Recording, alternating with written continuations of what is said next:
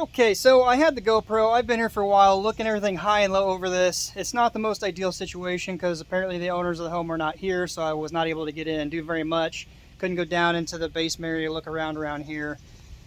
Things I did find up here, we're just going to go briefly as a very condensed, quick version on the cell phone for you guys because I got to go up and do one more quick little thing around the chimney up here.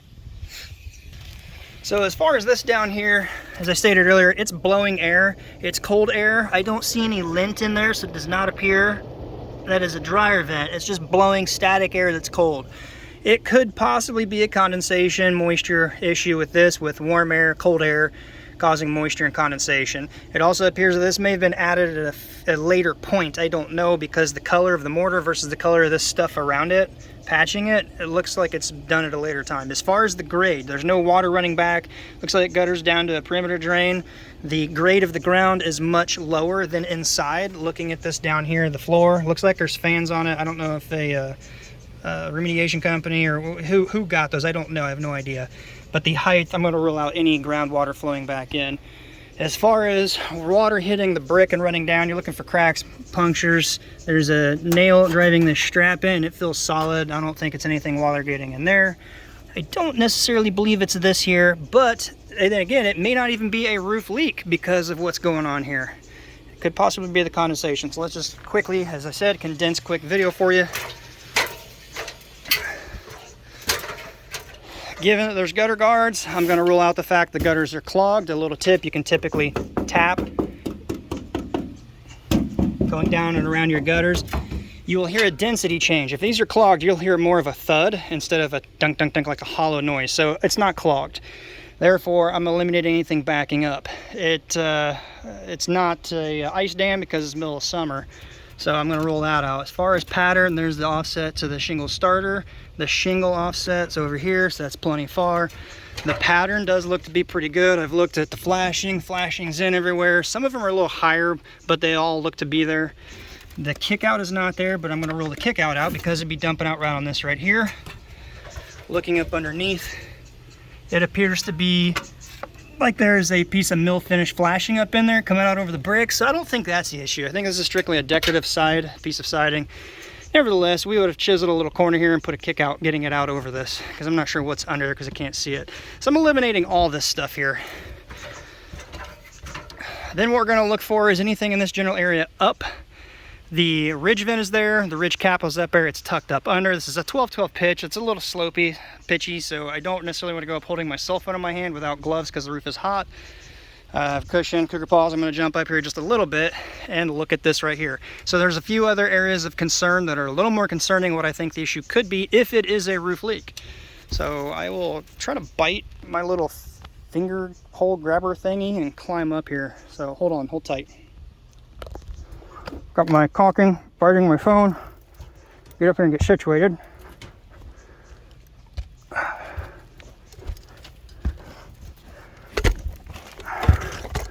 Okay, now hopefully you guys aren't sick and dizzy and puking by now. All right, so counter flashing. Here is the channel. It was cut. I don't see it bent up with a hook, so if water were to get in, it would not stay in the channel and eventually run out. So if it got in, it could go in. There are areas where the channel was cut pretty deep and there was no caulking. This caulking here is all caulking I had just added during the inspection process while filming with the GoPro, but honestly, it's a several-hour video. You can see it's still soft.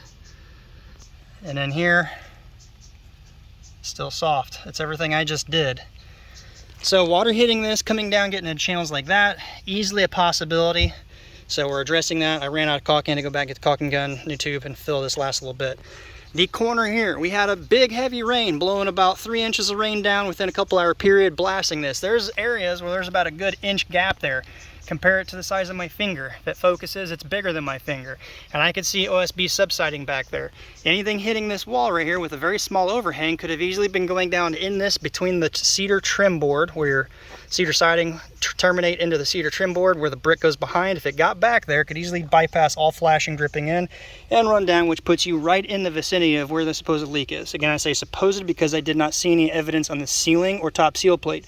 If it's coming down a rafter, it's very possible that it hits right on the top seal plate and runs down the internal wall, not leaving any evidence on the actual ceiling up top. Not being able to get in the attic, there's no way to verify 100%.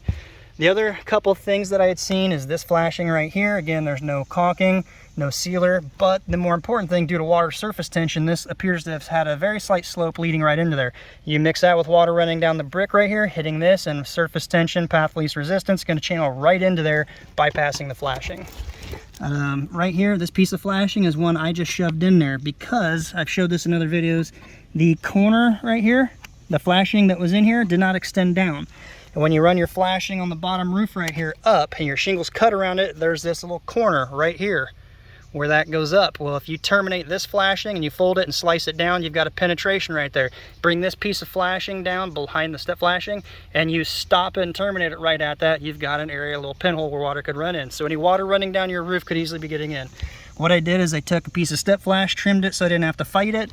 I got it up under this shingle on top of that piece of flashing and under the first piece of flashing on this first course. So basically, essentially, I've got a little lip extending it, and that's what this little lip right here is. So water will flow out. And I just used that as a knife because I didn't have a knife on me and just cut it, shoving it in. One additional piece I added, exactly the same, right up near the top.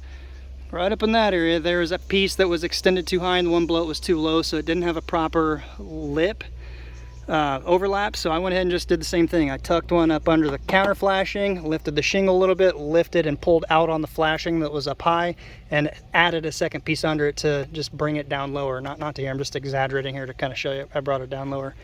Between the caulking and those few items, it's kind of a process of elimination at this point. We will keep a close eye on this and not advise them to actually do any repair inside. Just a piece of trim board on the floor that was popped loose with fans on it.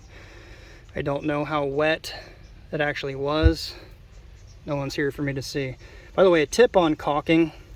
I see a lot of guys just goop, goop, goop, goop, goop, call it good, or they'll just spit and dab their finger in it.